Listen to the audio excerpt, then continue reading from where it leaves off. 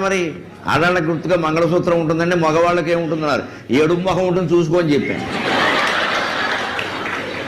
సభలో కూర్చుని ఎన్ని జోకులు వేసినా నవ్వకుండా ఏడు మొహం పెట్టుకున్నాడంటే వాడికి పెళ్ళై 10 ఏళ్ళు అయిందని అర్థం. ఇక